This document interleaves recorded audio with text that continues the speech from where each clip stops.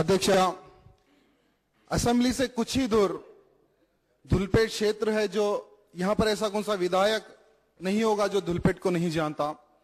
लेकिन कई वर्षों से वहां के लोग शराब बनाकर अपना जीवन गुजार कर रहे हैं। कई सरकारों द्वारा कई स्कीमें लाई गई, लेकिन सिर्फ वो झूठी मूठी ही स्कीम रही, लेकिन रियल में सरकार द्वारा कभी भी धुलपेट वासियों के लिए कुछ भी हेल्प नहीं किया गया।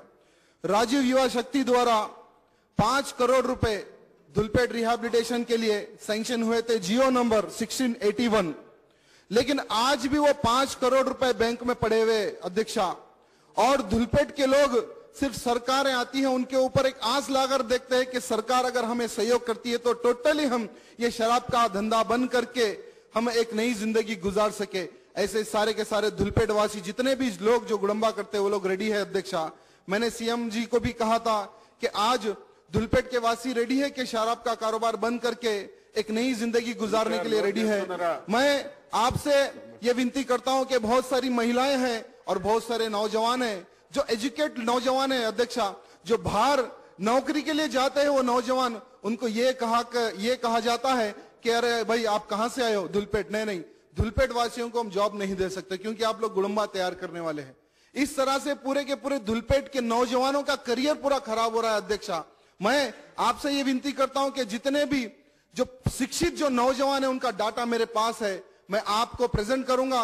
उन नौजवानों के बारे में सोचिए, उन महिलाओं के बारे में सोचिए, स्किल डेवलपमेंट जैसे ऐसी बहुत सारी स्कीमों का निर्माण कीजिए। आज अगर आपकी सरकार द्वारा अगर धुलपेट के लिए अगर कुछ हो जाता है तो एक इतिहास में आपका नाम रह जाएगा।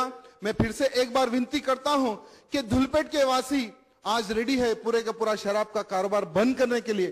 सिर्फ आपकी एक छोटी सी मदद की आवश्यकता है। अगर आपके द्वारा अगर मदद मिल जाए तो इतिहास में आप लोगों का नाम रह जाएगा। धन्यवाद अध्यक्ष। गौरव సభ్యులు రాజాసింగ్ గారు ఏదైతే విషయాన్ని మా దృష్టి తీసుకొచ్చిండ్రో తప్పకుండా దాన్ని పరిశీలిస్తాం, తగు విధంగా చర్యలు తీసుకోవడానికి ప్రభుత్వం సిద్ధంగా ఉందని చెప్పి తెలియజేస్తున్నాను అధ్యక్ష। సున్నం రాజయ్య గారు